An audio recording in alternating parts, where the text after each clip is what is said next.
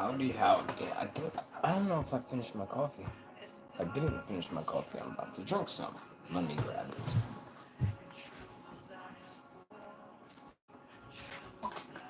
it. Okay.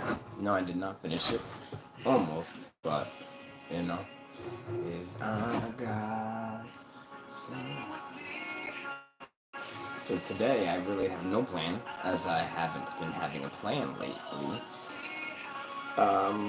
With what I'm going to read or talk about, I just need to get on here to be a little bit more consistent. I hope my vibrate on my phone is probably on. Um, I hate that in the recording. You can hear it. Anyway, so since I'm not sure where I'm gonna read from today, hopefully there can be some interaction and conversation.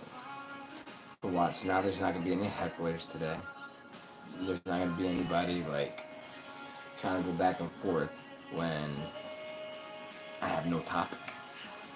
But when I have a topic or just something I'm trying to do or get across, or when I'm trying to talk to somebody about something important, that's when they want to be there. It's funny how that works, right?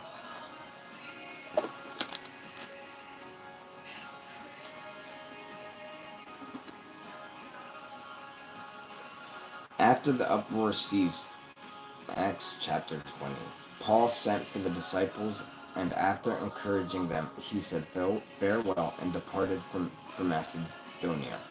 When he had gone, oh, yep. So my connection be acting up. I had to disconnect my Wi-Fi.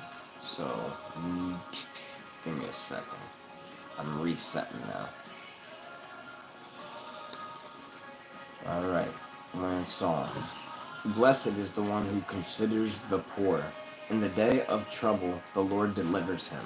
The Lord protects him and keeps him alive. He is called blessed in the land. You do not give him up to the will of his enemies. The Lord sustains him on his sickbed. In his illness, you restore him to full health. As for me, I said, O Lord, be gracious to me. Heal me, for I have sinned against you. My enemies say of me in malice, when will he die, and his name perish? And when one comes to see me, he utters empty words while his heart gathers iniquity. When he goes out, he tells it abroad. You know what you'll notice about Psalms is like they'll often start off with crying out to God, whether it's complaining, whether it's just hurt, whether it's just, like expressing their feelings. Then it comes around to them putting trust in the Lord and saying, I'm going to trust you, and then them praising his name. It's not all of them, obviously, but it's a very common thing with the Psalms on how they follow that particular order, or at least that theme throughout them. It starts with despair and ends with praise. And in the middle, they get hope and they get fulfilled through the Lord. Amen. Give ear to my words, O Lord. Consider my groaning. See, look at that. I've opened to a random psalm. Consider my groaning. Like I said, it's not always strictly complaining to God, like, oh, why are you doing this? I can't, where are you? Sometimes it's like, I know you're there, but I still, let me get this out, please. So you're allowed. It's okay. God accepts when you have questions. And look at Job. Job questioned God a lot, and when what was going on, he argued with his friends. He disagreed with them. He didn't think he was being punished, but he was still confused, and not sure, and cried out to the Lord. But he didn't sin. You know what I mean? Like he didn't curse God. He kept the faith. Anyway, give ears to my words, O Lord. Let me fast forward this. Because I like this song. Give ear to my words, O Lord, consider my groaning. Give attention to the sound of my cry, my King and my God. For to you do I pray. O Lord, in the morning you hear my voice.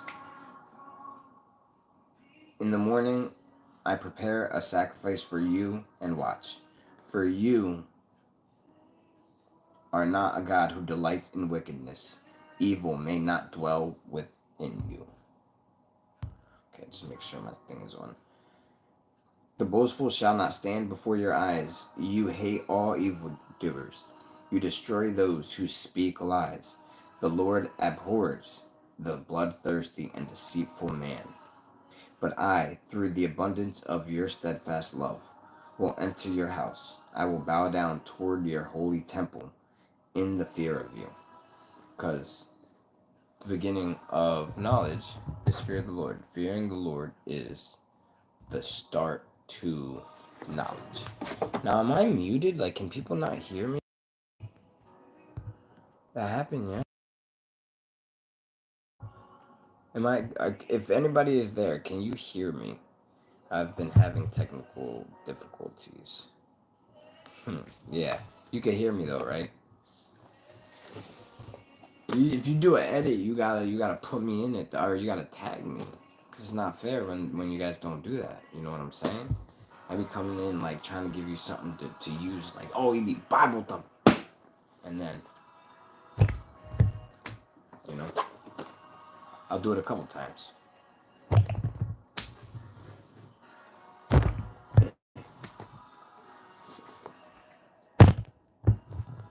There you go. You got 7. I just have fun with it after a certain point. It's more for me than for you. I have fun. I feel cool when I do that. Alright. Let me put this poll on here.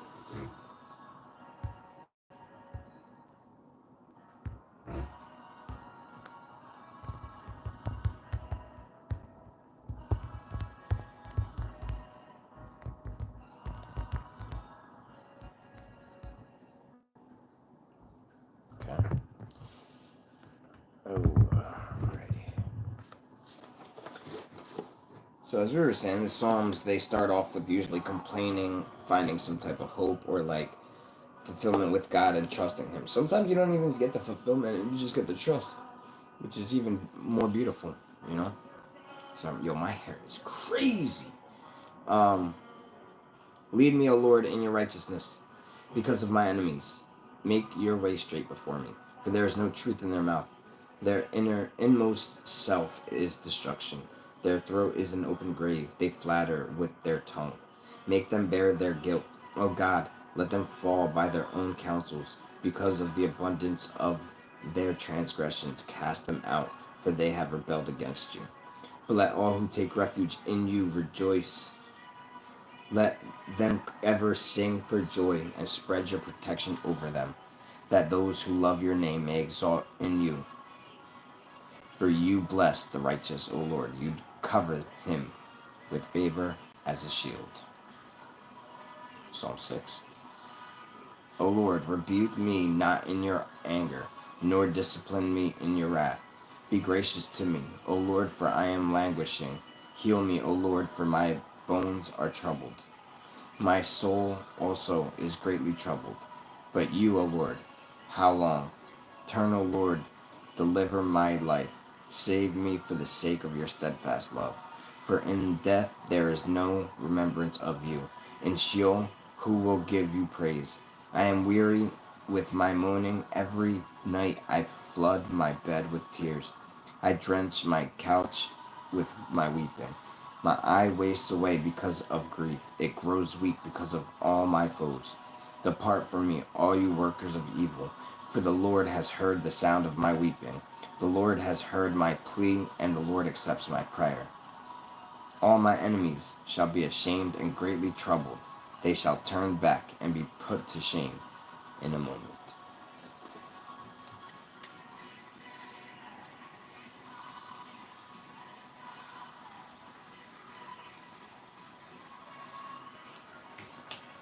Sorry. This thing be acting up.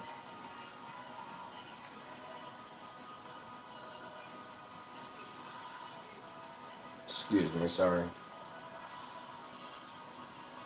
I'll make that. Alrighty. I apologize for that.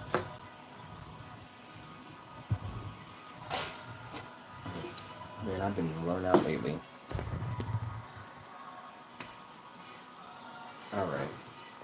Um,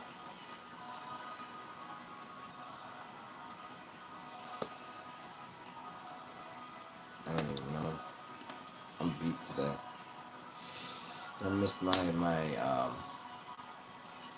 Hey, Brianna, there you are. I was wondering when you were gonna pop in. Yeah, I'm still I'm still pretty tired. I don't know. I feel like I've been like that the last couple of days, but I'm just like dragging along. And I'm trying to I'm on live right now because it's not fair. Like I need to stay more consistent, even though I'm busy as heck. Like when I throughout the whole move, I've been posting every day, and then this just past week I couldn't. So the least I could do is go live for a little bit, even if I'm tired. Like I missed my Bible study this morning, and I'm really upset about it. Really upset about it. So yeah. Anyway, jeez, my hair is freaking insane right now.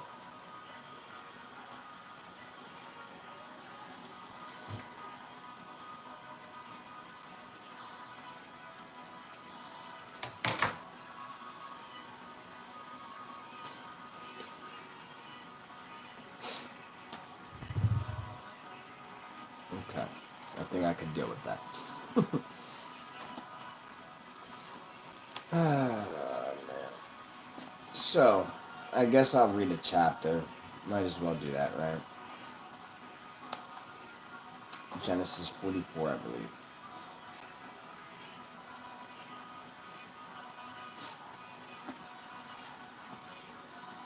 Then he commanded the steward of his house.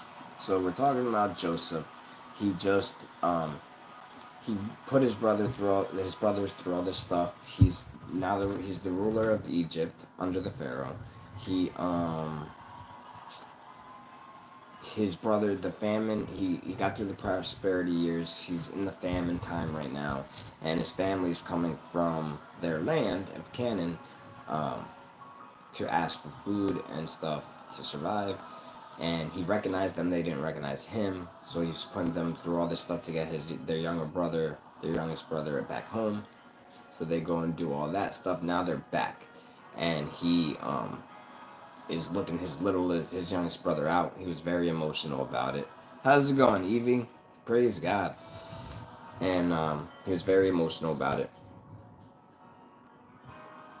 So here, I'll read the very end of chapter 43 before I get into 44. They prepared the present, and when the man brought the men into Joseph's house and given them water, and they had washed their feet, and when he had given their keys fodder, they prepared the present for Joseph's coming at noon, for they heard that they should eat bread there. When Joseph came home, they brought into the house to him the present that they had with them, and bowed down to him to the ground. And he inquired about their welfare, and said, "Is your father well? The old man of whom you spoke, is he still alive?" They said, "Your servant, our father, is well. He is still alive." And they bowed their heads and prostrated themselves. This was like his dream, right? And when he lifted up his eyes and saw his brother Benjamin, his mother's son, and said, because remember, they all have different moms. Not all, but there's 4 different moms. 3, 4. Wife, there might be 5. Wife, servant. I feel like there's one more, but it's at least 4. Alright.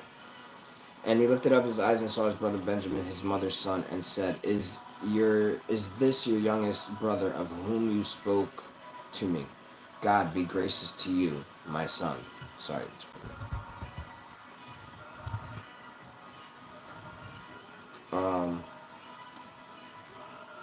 Then Joseph hurried out, for his compassion grew warm for his brother, and he sought a place to weep. And he entered his chamber and wept there. Then he washed his face and came out, and controlling himself, he said, "Serve the food." They served him by himself. They served him by himself and them by themselves. And the Egyptians who ate with him by themselves, because the Egyptians could not eat with the Hebrews, for that is an abomination to the Egyptians. And they sat before him, the firstborn according to his birthright, and the youngest according to his youth. When the men looked at one another in amazement, portions were taken out from Joseph's table, but Benjamin's portion was 5 times as much as any of theirs. And they drank and were merry with him. So they still don't even know this is their brother that they try to kill. Then he commanded the steward of his house, fill the men's sacks with as much food as they can carry, and put each man's money in the mouth of his sack. And put my cup, the silver cup, in the mouth of the sack of the youngest with his money for the grain. And he did as Joseph told him. As soon as the morning was light, the men were sent away with their donkeys. They had only a short distance from the city. Had only gone a short distance from the city. Now Joseph said to his steward, up and follow after the men, and when you overtake them, say to them, why have you repaid evil for good? Is it not from this that my Lord drinks by, and by this that he practices divination? You have done evil in doing this. When he overtook them, he spoke to them these words. They said to him, why does my Lord speak such words as these? Far be it from your servants to do such a thing. Behold, the money that we found in the mouth of our sacks we brought back to you from the land of Canaan. How could we steal silver? How then could we steal silver or gold from your Lord's house? Whichever of your servants is found with it shall die, and we also will be my Lord's servants. He said, let it be as you say. He who is found with it shall be my servant, and the rest of you shall be innocent. Then each man quickly lowered his sack to the ground, and each man opened his sack. See, Joseph really thought this all through. Like, he knows what he's doing here. He has a whole plan in mind. Now, yeah, I'm not even going to bring that idea up, that topic. That's for another time. So, yeah, let's just keep reading. I feel like it's pretty straightforward. It just reads like a story at this point. Which that's what I like about these parts of the Bible, especially in the beginning. Exodus and all that, like before the law being given and all that, of course. It's very I don't know, it's fun. It's fun to read. It's a good read, you know? Anyway, the best read, some may say. Anybody with me? Anybody with me? Yeah.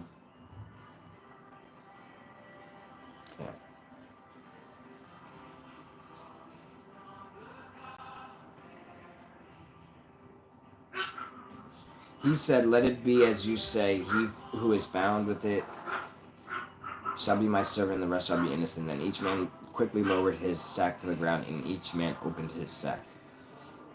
And he searched, beginning with the eldest and ending with the youngest, and the cup was found in Benjamin's sack.